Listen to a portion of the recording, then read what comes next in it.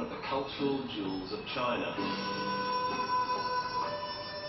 Here, the ancient gardens and temples of emperors sit beside a modern, thriving city. People from all over China come to visit, and many of the locals are quite affluent. But here, like in all Chinese cities, are those that Australians would call battlers. Would come to visit some of them to see if they're enjoying the fruits of China's economic success. The theory goes that ordinary people in places like this are effectively subsidising big business. That if you keep a lid on people's living standards, you're also ensuring that the wheels of industry keep turning.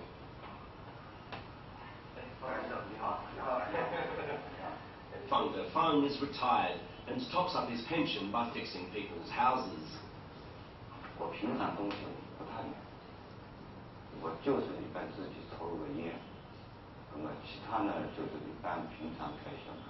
我们也很节约，也不是很浪费。我个人稍微多一点。 Shanghai is only 2 hours' drive from here, but Feng Defeng's never been there. In his case, you can see some of the problems that Chinese manufacturers face in trying to sell more goods locally. 像我们老百姓，如果是这一块没有压力的话，老百姓的钱就完全可以去消费。万一一个人突然发病，有什么事情，我去用这些。 And all around this area you hear the same stories. Zhao Guangsheng describes his life here as crawling and says that without community support he couldn't keep his bike repair stall open. 就是人的生活是难不难？难。为什么难？然后就难了。就是我这个生意上，要起早摸黑这么干，压力也比较大。万一我摔倒了怎么办啊？对不对？就是没有生活来源。 People like Zhao Guangsheng will only start spending on non-essentials if the government provides a better social safety net. 应该没有的。那如果你的身体有问题的怎么办？就是自己买药，就这样，没有办法的。钱够了吗？哪里够了？很贵啊，现在药。 挣钱少，挣不到钱，反正买这个小蔬菜哪有钱挣？没钱挣。辛苦吗？有那么辛苦？ The Chinese government keeps the value of its currency low, in part because they want the likes of Shi Yoling and her customers to buy more local goods. But for this you need spare money. 租房子啊，不是买房子，租房子啊，在这里，租房子租没面。 没办法。你没有买房子的安排吗？没有啊。为什么？买不起啊，房子太高啊，价钱太高嘛。我们。说到世界经济世界，说到最好也要老百姓手里，一般低层的人，老百姓手里要有钱，不是说你是各个老百姓都有钱。 这么说，多的钱，人家有老百姓钱多的太多，少的太少。Even so, most people are better off than they've ever been before. And plenty of them do seem to think that things can only get better.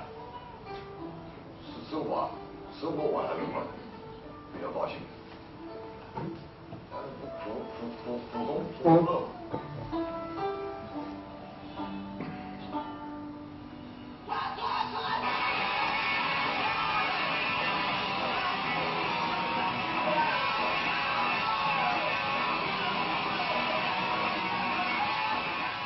Back in Beijing, you see another side of our former Wall Street banker, Michael Pettis.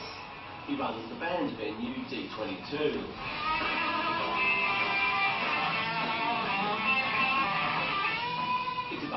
specialises in giving unknown bands like Rustic a place to get their start.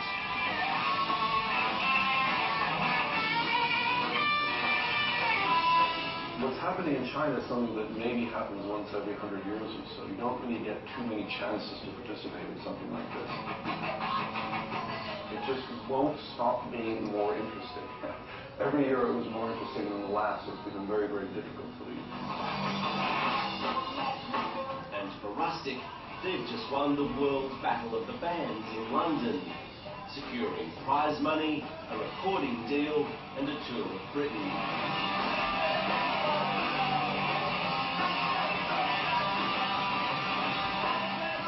现在无所谓有没有人认可我们，我们现在就是一个成长的阶段。有多少中国，有多少以后没卖，我们希望会特别大，因为我们特别年轻，这是最主要的。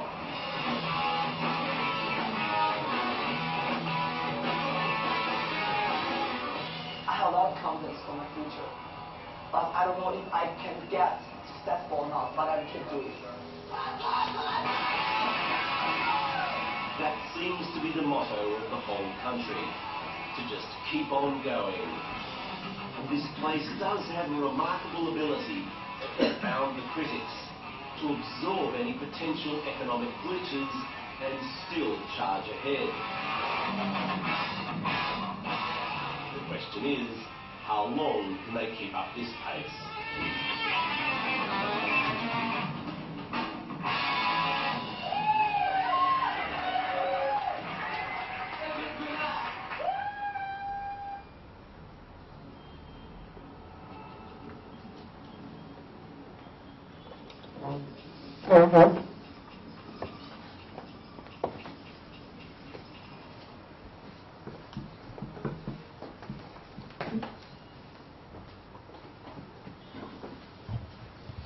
And some other things. What they haven't spoken about is things like airports. Many cities have a second airport when even the first one is not running at 25 or 30% capacity utilization. So those kind of things are happening in China, and these are the things to guard against. Whereas in India we are in a different kind of situation. We don't start building the second airport till we reach maybe 125% utilization on the first one. So that's the contrast in terms. I'll start with why not to invest in infrastructure companies, and what better example for that than our own Bandra-Worli sea link. This sea link was to have a traffic estimate of 70,000 vehicles a day running on the sea link, and that 70,000 vehicle number was to be achieved in 2004, which was the original time estimate when it was to start. It was to cost around 300 crores to build when it was envisaged. Finally, we ended up paying 1600 crores to build it. Capacity utilization after 6 years of overrun is still less than half of what was envisaged at that point in time. So in one line, always there will be an overestimate of or underestimate of costs involved in building an infrastructure project. There will be underestimate of the time required to build the project, and the capacity utilization will be overestimated. This is a story of most infrastructure projects that come up. Next one.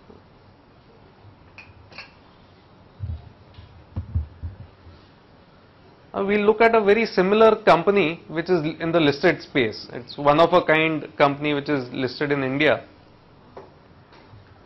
Company's name is Noida Toll Bridge. It connects Delhi to the new Okhla Industrial Development Authority region, Noida. It crosses the Yamuna River. This one was envisaged in 1997 and completed within 4 years. It was a record at that point in time.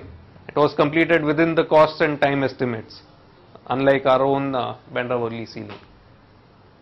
It's about half a kilometer long across the river, and the capacity it has is of around 222,000 vehicles a day. Next one. There is no complication here. A toll bridge gets revenue by way of toll charges for each vehicle that passes.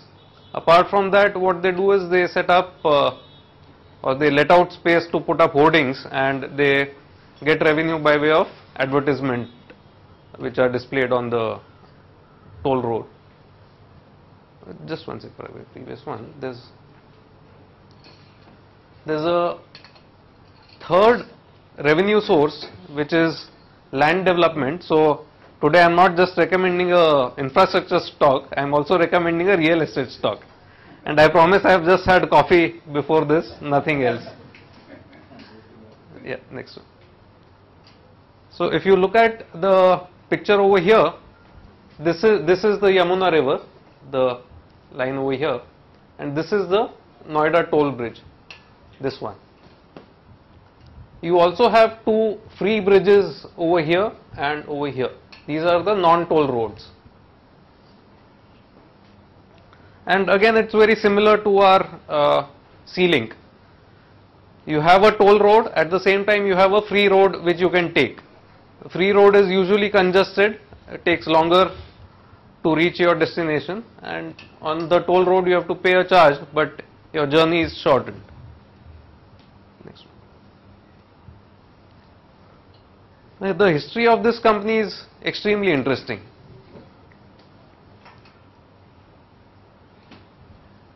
Sorry, there's a mistake over here. This should read as 1996, not 2006. In 1996, we had a time, I don't know how many people will remember this, but at that point in time, government bonds paid 14% per annum, and corporates which were even AAA rated had to pay anywhere between 18 and 21%.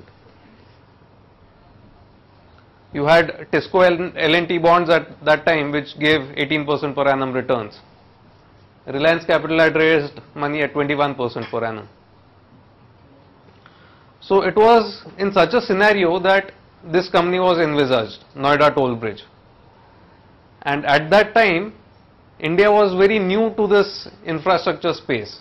That time you would have remembered there was a big controversy on the Enron plant, which was guaranteed a very high rate of return in dollar terms by the government of Maharashtra. So it was in this kind of an era that this toll bridge was envisaged, and because of interest rates being so high at that point in time, this company was guaranteed a return of 20% per annum on its project, on the toll road project. Like most infrastructure projects, it started with a low equity and a significant amount of debt, around 2.5:1 kind of debt equity ratio.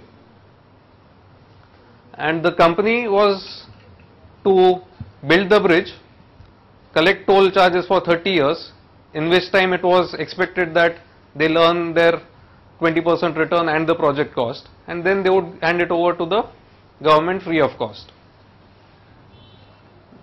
Estimates that they had made at that point in time proved to be very wildly optimistic. The traffic was far short of what they had expected, and they had to restructure their debt. So all the public sector banks which had lent money to them had to take a cut in interest rates and make some adjustments to keep the company going. They also had to raise some more money by way of equity issuance. They raised money by way of a GDR in the London market at an effective cost of somewhere around 36.42 rupees a share. This was in 2006. So IPO was in